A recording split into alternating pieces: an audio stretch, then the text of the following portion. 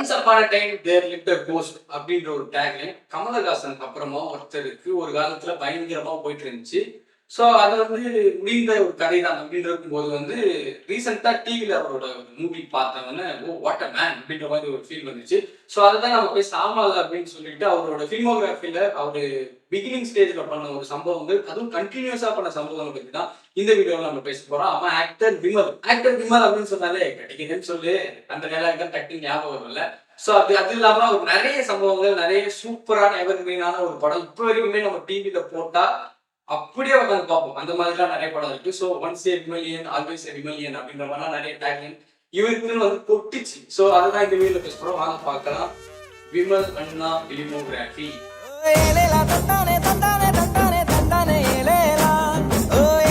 First of all இவரோட ஃபிலிமோகிராஃபில வந்து பார்த்தா ஒரு சப்போர்ட்டிங் கேரக்டரா சைடு ஆக்டரா நிறைய படம் பண்ணியிருக்காரு. அது வந்து கில்லியில இருப்பாரு, குருவி படத்துல இருப்பாரு, அப்புறம் பழைய படம் ஒரு சில நிறைய படத்துலலாம் பயங்கரமா இருக்கிறாரு. அவர் வந்து சைடு ஆக்டரா.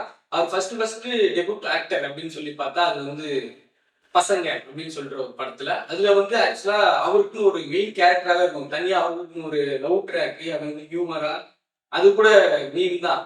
இந்த பக்கம் காமாட்சி அந்த பக்கம் யாரு அப்படின்னு சொல்றது இங்கிட்ட மீனாட்சி அங்கிட்ட மானே வைட்டு அதுக்கப்புறம் டே உலகத்துல பெரிய ஆளா தரப்படுறான் யாரா அது வேற யாரு நான் தான். பாவண்டா அவன் எவ்வளவு கஷ்டப்படுறான் தெரியுமா? எல்லா வேலையும் அவன் தாண்டா செய்ய வேண்டியிருக்கு. யாரா என்ன தாண்டா சொல்றேன் அப்படின்ற மாதிரிலாம் நிறைய விஷயம் பேசுவாரு. பசங்க ஹியூமரா பயங்கரமா இருக்கட்டும். இப்போ வரைக்குமே நான் சொல்றது என்னன்னா ஒரு அதை தாண்டி வேற சேனல் போயிருக்காரு. அது சிலதெல்லாம் ஒர்க் அவுட் ஆயிருக்கு, ஒரு சிலதெல்லாம் ஒர்க் அவுட் ஆகல. அப்படி இருந்தா கூட ஒரு ஹியூமர் பக்காவா வரும், பயங்கரமா வரும் அப்படின்ற மாதிரி சொன்னா அந்த படத்துக்கு வந்து Tamil Nadu state award debut hero அப்படின்னு சொல்லிட்டு ஒரு அவார்டு கொடுத்தாங்க ஃபர்ஸ்ட் படத்துல. ஸோ அப்படி இருக்கும்போது செகண்ட் படமே களவாண்டிலாம் இப்போ வரைக்குமே மறக்கவே முடியாது. பஞ்சாயத்து அப்படின்னு சொல்றதாகட்டும், அறிக்கை மீது அறிவாளன் அப்படின்றது சொல்லட்டும், அதோட படம் ஸ்டார்ட் டு எண்ட் வரைக்குமே ஹியூமர் அதை சூப்பரா ஹோல்ட் பண்ணியிருப்பாரு. பயங்கரமான படம். இது வந்து எவர்கிரீன். நான் சொல்லல டிவியில எப்போ போட்டாலுமே பார்க்கலான்றதுல வந்து இதுவும் வந்து இடம் பெற்றோம். பசங்க கூட இடம் பெற்றோம். இது வந்து ஃபுல் ஃபிளெஜ்ஜா பார்க்கலாம் அப்படின்ற மாதிரி இருக்கும். ஸோ களவாணி பயங்கரமான ஒரு சூப்பரான ஒரு படம். இப்போ வரைக்குமே ரொம்ப ரிஃப்ரெஷிங்கா ரொம்ப எவர்கிரீனா இருக்கிற படம் தான் களவாணி. என்ன உனக்கும் மொண்டாட்டிக்கும் சண்டையாம? எனக்கு என் முண்டாட்டிக்கும் ஏன்டா சண்டை வருது? பஞ்சாயத்து. அதுக்கு அடுத்தது வந்து எத்தன் அப்படின்னு சொல்லிட்டு ஒரு படம். அந்த படம் வந்து மேக்ஸிமம் சில பேருக்கு தெரியும், சில பேருக்கு தெரியாது. சூப்பரா இருக்கும் அந்த படம் கூட. ஒரு களவாணி டைப்லயே இருக்கும். அந்த மாதிரி கூட சொல்லலாம். ஆனா ஒரு மாதிரி சூப்பரா இருக்கும். அந்த கடன் வாங்கிட்டு படுற அவஸ்தை அதுக்கு வந்து கடைசியில எமோஷனலா ஒரு விஷயம் முடியும். அது முன்னாடி ஹியூமர்லாம் சூப்பரா இருக்கும். ஒரு மாதிரி சிங்கம் முடியாதுன்னு சொல்லிட்டு அந்த கடன்காரன் கூட பண்ற ஒரு எபிசோட்லாம் ஒரு மாதிரி பயங்கரமா இருக்கும். எத்தனை அந்த படம் வந்து பார்க்காதவங்க போய் பாருங்க. இவரோட ஃபிலிமோகிராஃபில அந்த படம் வந்து அண்டர் ரேட்டட்னு நினைக்கிறேன். மேபி பார்த்தவங்க ஓகே கமெண்ட் பண்ணுங்க. சூப்பரா இருக்கும் எத்தன்ற ஒரு படம். பிட்டு அடிக்கிறது அவ்வளவு ஈஸியா போச்சா? அதுல எவ்வளவு ரிஸ்க் இருக்கு தெரியுமா? அதுக்கப்புறம் வந்து தூங்கா நகரம் அப்படின்னு சொல்லிட்டு ஒரு படம் இருக்கும்.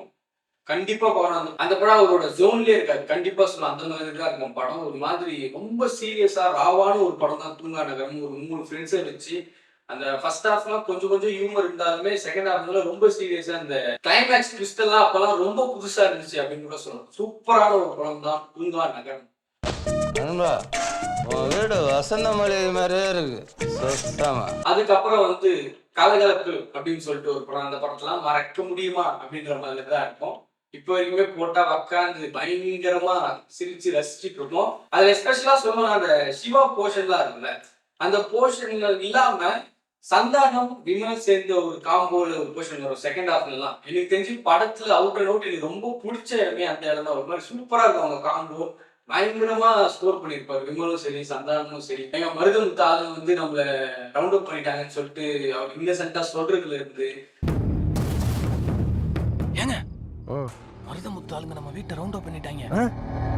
அந்த ஆத்துல அவர் வந்து புலம்புறது வரைக்கும் ஒரு மாதிரி செம்மையா இருக்கும். சூப்பரான ஒரு காமெடி. அதுக்கப்புறமா இன்னொரு ஃபர்ஸ்ட் ஹாஃப் ஒரு விஷயம் இருக்கு. நான் யாருக்கு தெரியுமான்னு ஒரு பஞ்ச் டைலாக்லாம் பேசுவாரு. இந்த ஏரியா இன்ஸ்பெக்டர் என் ஃப்ரெண்டுடா அப்படின்லாம் சொல்றதுலாம் ஒரு மாதிரி பயங்கரமா இருக்கும் கலகலப்பு. இந்த ஏரியா இன்ஸ்பெக்டர் என் ஃப்ரெண்டுடா. அதுக்கப்புறமா வந்து பாத்தீங்கன்னா காவல் அப்படின்னு சொல்லிட்டு ஒரு படம் இருக்கு. அந்த படம் ஃபிளாப் ஆக்சுவலா. அது ரொம்ப சீரியஸான ஒரு படம். ரொம்பவே சீரியஸான படம் அப்படின்ற மாதிரி இருக்கும். சமுத்திரக்கனி டேரக்டரா இல்ல நடிச்சிருப்பாரு, டேரக்டரான்னு தெரியல மேபி. ரொம்ப சூப்பரா இருக்கும். அது ஒரு பாட்டு நல்லா இருக்கும். கண்ணில் புல் டாரா அப்படின்னு சொல்லிட்டு ஒரு பாட்டு இருக்கும். அதுவும் சூப்பரா இருக்கு. உருப்பிட மாட்டேன் தெண்டச்சோறு உன் உடம்புல ரத்தம் ஓடுதா இல்ல கூவம் ஆறு ஓடுதா என் மூஞ்சிலே முழிக்காத நிறைய. அப்புறம் வந்து 3 பேர் 3 காதல் அப்படின்னு சொல்லிட்டு ஒரு படம் இருக்கும். இந்த படத்தோட ஒரு நிறைய கிளிப்ஸ் தான் வந்து ஃபர்ஸ்ட் டைம் இங்கிலீஷ் பேசுறவங்க பேசுவாங்க. ஸோ எம்பாரசிங் அப்படின்னு அவரு சொல்றதா இருக்கட்டும், hi mini how are you அப்படின்னு அவரு சொல்ற அவருக்குள்ள இருக்கும். வாட் டு அப்படின்னு நிறைய விஷயம்லாம் சொல்லுவாரு. அதெல்லாம் ஒரு மாதிரி ஹியூமரா அது வந்து ரொம்ப மீமா போயிட்டு இருந்துச்சு. அதுவும் ஒரு மாதிரி பயங்கரமா படமா நான் பார்த்ததில்ல. அந்த படம் நடிச்சிருக்காரு சொல்றா, நான் இந்த விஷயம்லாம் வந்து ஒரு meme template. I am very much worried about the Indian economy. You know, it's driving crazy. ஏய் எதுக்குடா சம்பந்தமே எல்லாம் பேசிட்டு இருக்க? அதுக்கப்புறமா வாகை சூடவா அப்படின்னு சொல்லிட்டு ஒரு படம் இருக்கும். One of the cult movie of Tamil cinema அப்படின்ற மாதிரிலாம் சொல்ற ஒரு மாதிரி பீரியடிக் படம் அது. அதுல ஹியூமர்லாம் பயங்கரமா ஒர்க் அவுட் ஆயிருக்கு. சூப்பரா நடிச்சிருப்பாரு. ஒரு மாதிரி சரி அவர் ஜோன்ல இருக்கு. அது இல்லாம பயங்கரமா சூப்பரா நடிச்சிருப்பாரு. அதுல சாங் எல்லாம் ஒரு மாதிரி சூப்பரா இருக்கும். அதுல வந்து அவருக்கு தமிழ்நாடு ஸ்டேட் அவார்டு கொடுத்தாங்க ஹீரோக்கு. சூப்பரா இருக்கும் அந்த படம். மேக்சிமம் போய் பாருங்க, பயங்கரமா இருக்கும். படம் வந்து ஒரு எக்ஸ்பீரியன்ஸாகவே சரியான எக்ஸ்பீரியன்ஸ். நேஷனல் அவார்டு வந்துச்சு அந்த படம். ஒரு மாதிரி செம்மையா இருக்கும், பயங்கரமா இருக்கும்.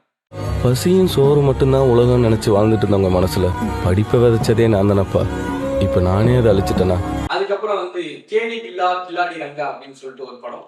சூப்பரான ஒரு படம். அது வந்து இதுக்கப்புறம் நடக்குமான்னு தெரியாது. அப்போ அவங்க 2 பேருமே வளர்ந்து வந்த ஹீரோன்றதால சூப்பரா 2 பேருமே இன்ட்ரடியூஸ் பண்ணது பாண்டியராஜ் தான். 2 பேர் வச்சு ஒரு படம் பண்ணலாம் அப்படின்னு சொல்லிட்டு தான் சிவகார்த்திகேயன் விமல் அப்படின்னு சொல்லிட்டு இவங்க 2 பேர் காம்பவும் ஒரு மாதிரி செம்மையாவே இருக்கும். அதுல வந்து விமல் ட்ராக்காவே பார்த்தோம்னா ஹியூமரா அவங்க அந்த லவ்வுக்காக ஒரு விஷயம் பண்றது, அடி வாங்குறது, அதெல்லாம் வந்து ஒரு மாதிரி சூப்பராகவே இருக்கும்.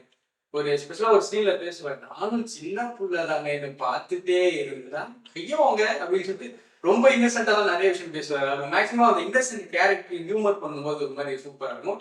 ஏய் தூங்கும் போது கூட காலை ஆட்டிக்கிட்டே தூங்க வேண்டியிருக்கா, இல்லன்னா செத்து போயிட்டோம்னு சொல்லி கொண்டு எரிச்சு போடுவானுங்க. அதுக்கப்புறம் பயங்கரமான ஒரு எவர் கிரீன் படம் தான் வந்து தேசிங் ராஜா அப்படின்னு சொல்லிட்டு ஒரு படம்.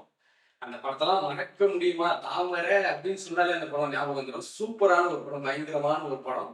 அது எடிட் டைரக்ஷன்ல சூப்பராகவே இருக்கும். ஒரு போய் சூரியெல்லாம் கிஸ் பண்ணிடுவாரு. அதெல்லாம் ஒரு சீனா ஒரு மாதிரி ரொம்ப கரெக்டாகவே இருக்கும். கிளைமேக்ஸ் போர்ஷன்லாம் பயங்கரமா இருக்கும். அப்படிதான் இருக்கும். சூப்பரா ஒரு படம் தான் தேசிங் ராஜா. அவன் என்னை போலவே. அதுக்கு அடுத்ததா வந்து புலிவால் அப்படின்னு சொல்லிட்டு ஒரு படம் இருக்கும். அந்த படமும் ஒரு சூப்பரா இருக்கும். அவர் அதே மாதிரி அந்த இன்னசென்ட் அவர் வந்து என்னன்னா இந்த எல்லா படத்துலயுமே ஒரு கேரக்டரா பார்த்தா ரொம்ப இன்னசென்டான கேரக்டர். அதை வந்து கண்டினியூவா பண்ணி அதை வந்து ஒரு மாதிரி நமக்கு இன்னும் இன்ட்ரெஸ்டிங்கா பண்றது. ஜெயிக்க வைக்கிறது படத்தை எல்லாம் வந்து விமலியன்ஸ் உங்களுக்கு தான் அப்படின்னு சொல்லிட்டு நீங்க கிரெடிட்ஸ் எடுத்துக்கங்க அப்படின்ற சொன்னாங்க. ஒரு மாதிரி அதெல்லாம் வந்து சூப்பராகவே இருக்கும். தேசிங் ராஜாலாம் அவுட் அண்ட் அவுட் காமெடி. அதுக்கு அடுத்ததாக வந்து பார்த்தீங்கன்னா ஆனால் ஒரு ஊர்ல 2 ராஜா அப்படின்னு சொல்லிட்டு ஒரு படம் இருக்கும். அந்த படம் வந்து 2 டபுள் ஹீரோ சப்ஜெக்ட் அப்படின்ற மாதிரி தான் இருக்கும். இவரு சூரியன் ஹீரோ மாதிரி தான் இருப்பார், இவரும் ஹீரோ மாதிரி தான் இருக்கும். அது மாதிரி அதுவும் ஒரு மாதிரி சூப்பரா இருக்கும் படம். ஹியூமரா ஒரு மாதிரி செம்மையா இருக்கும். அந்த படமும் அண்டர்ரேட்டட் அவரோட ஜோன்ல. இங்க வர்ற மைக்கு டீல நனைஞ்ச பண்ணும் திடீர்னு கிடைச்ச பொண்ணும் ரொம்ப நேரம் தாங்காது, எப்ப வேணாலும் பிச்சுட்டு போயிடும், பார்த்து நடந்துக்க மாப்பிள்ள. அதுக்கப்புறம் வந்து மாப்பிள்ள சிங்கம் அப்படின்னு சொல்லிட்டு ஒரு படம் இருக்கும். உண்மையிலே சரியான ஒரு படம் தான் அப்படின்ற மாதிரி தான் சொல்லுவேன். சூப்பரா இருக்கும். ஹியூமரா ஒரு இங்கிலீஷ்காரனை கூடவே வச்சுட்டு அவர் பண்ற ஃபன்னு அதெல்லாம் பயங்கரமா இருக்கும். அதுக்கப்புறமா அந்த பாட்டு கூட சூப்பரா இதுக்கு மச்சான் காதல் அப்போ வந்து ரொம்ப வைரலான ஒரு பாடல். சூப்பரா இருக்கும் அந்த படமும்.